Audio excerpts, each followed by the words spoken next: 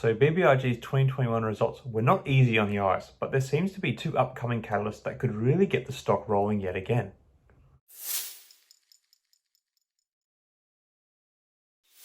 Hi everyone, I hope you're all having a great day. I thought I would provide another update on everyone's favourite former meme stock, Vinco Ventures, aka BBIG.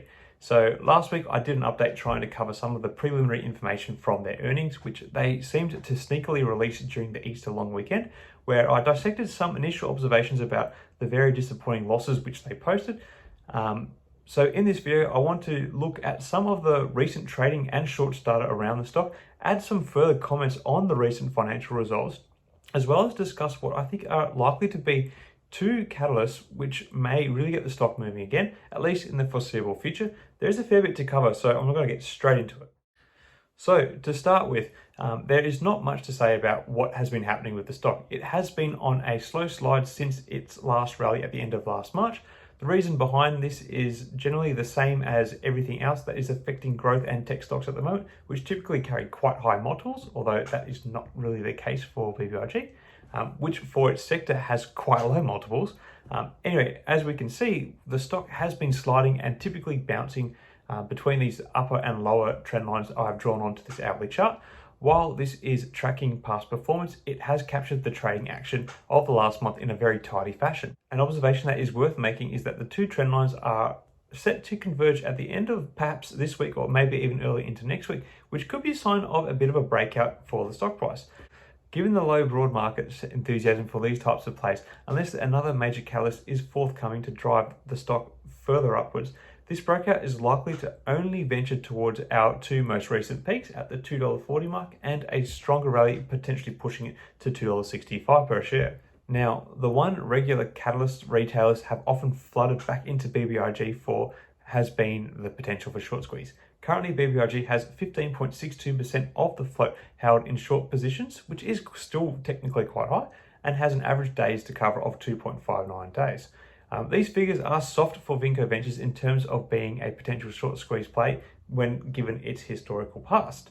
Recently, perhaps with the exception of Aterian, generally short sellers have been making bank in recent times. However, perhaps not so much with BBIG. It seems that short sellers have largely avoided the stock as a longer term downward moving play, as the short data, while still being somewhat high, is a lot weaker than it has been historically. Perhaps suggesting that short sellers see the stock as being near a bottoming point, and maybe giving further logic to the idea that there may be an upward breakout soon to occur. While a short squeeze attempt is still possible with these figures, the stock is going to need a sustained rally of at least 3 days to put any real pressure on shorts to cover, and even then it will at least initially not likely be a significant effort for shorts to cover given the low stock price at the moment and the lower than historically experienced percentage of the float being shorted. Now, the next thing I wanted to discuss in this video is a couple of things that I commented on in my last video on BBIG regarding their earnings. I wanted to look at two particular items that stood out for hurting the reportable profit and financial position of the business. They were the stock-based compensation as well as the fair value of warrants. In terms of share or stock-based compensation, this figure was significantly higher for BBIG in 2021 than it had been in 2020. In fact, it was about 1,600% higher, with 43 million in shares being issued to employees and as part of deals that were being made by the company. While share-based compensation is a normal part of how a business pays, particularly its executives, and even settles deals with regards to mergers and acquisitions, the big problem that presents for BBIG is the scale of it. Currently, BBIG has a market cap of 430 million, which means if they had to issue a similar amount of stock as part of stock-based compensation next year, it represents a dilution of about 10% of the company's stocks, which is obviously not good. Now, if the company is able to use the share-based compensation to bring about further growth in revenues and gross profits, then it will actually be a plus. So shareholders need to watch how the board performs in that regard. Later in the video, I will talk about some of the actions which may warrant that potential growth and may perhaps justify the large amount of share-based compensation given to executives last year. Now, flipping over to the warrants, the other issue relating to the earnings I wanted to reiterate the impact of. Like I said in my previous video, because accounting practices require the company to reflect fair value of warrants, not the actual execution cost and value of the warrants, The way the warrants are recognised as an expense and a liability throughout the company's income statements and balance sheets means that the company saw much of their profitability and net position erode on paper. But that is precisely all it was, a paper manipulation of the company's books. It did not impact the actual profitability at all, not that there was much of that. What all these warrants did do, however, was raise valuable cash and fund the series of acquisitions and mergers that occurred last year, including the likes of Zash, an 80% stake in LoMotif, and adrizer. Because of the range of the execution prices for the warrants on the balance sheet, there was likely to be some dilution of the share value, but it did make the company quite asset rich, particularly with cash. The plus side of all this is it means that while the headline of the financial statements does not read well, the company is in a strong cash position with more to arrive via future warrant executions. And at the same time, it does have a fairly low level of debt on their books if and when these future warrants do execute. Currently, however, the cash being held is about 25% less than the short-term liabilities, so I would expect another round of warrants to be executing soon, and depending on the execution price, potentially a little more dilution to the stock.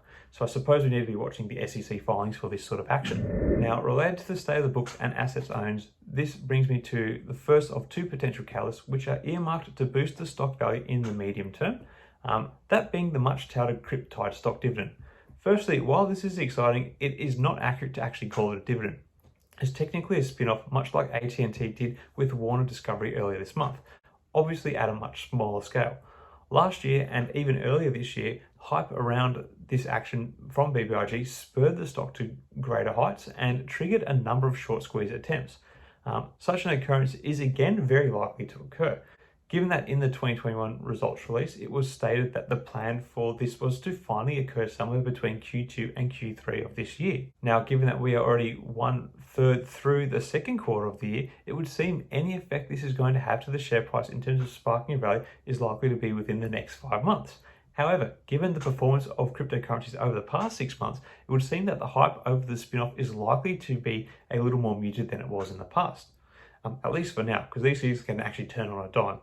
However, the logic of seeing now as a good time to buy into BBIG, given that it is around year-to-date lows, could mean you get a good entry price in terms of the exchange. For every 10 BBIG shares you own, you are going to get one TYDE dividend. The TYDE spin-off is a move that BBIG has kicked down the road for almost a year now, so if we see continued inaction on this front, I will not actually be totally surprised. Now, onto the final potential catalyst for Vinco Ventures I want to discuss today.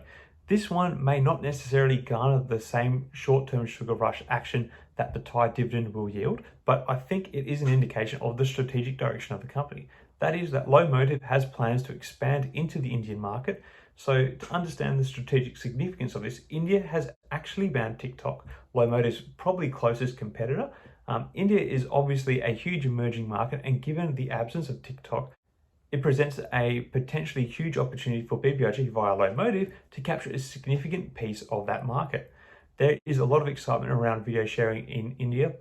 It is no secret that YouTube launched their answer to TikTok, YouTube Shorts, in India first, and in their most recent earnings call, they announced further plans to ramp up investment and activity in India, seeing it as the most important market for growth at the moment. If LoMotif can slot in at number 2 in an addressable market of over 1 billion people, given the lack of presence of their rival TikTok, this could be where BBIG as a company really sees a boom in their growth. It is no secret that TikTok has exploded in popularity globally because of its user experience and the fact that LoMotif looks and basically feels almost the same as TikTok. There is a huge opportunity here. Then, when you factor in the global disbursement of people with Indian descent, there is a strong possibility of the app gaining further traction outside of India if the expansion goes well. And with adrizer already in place and operational, expanding the service into LoMotif in India could see the much expanded financial numbers posted by BBIG soon. So while Cryptyde may give traders of BBIG another bit of a sugar rush in the short to medium term, this move could be what sets the company up for much longer term success. Anyway, that's about it for this one. Do you think BBIG's LoMotif expansion to India is going to be a successful one? Do you think there will be another rally for the stock regarding the TYDE spin-off? Let me know your thoughts in the comments below. Till next time, everyone, may the markets trade in your favour. Cheers.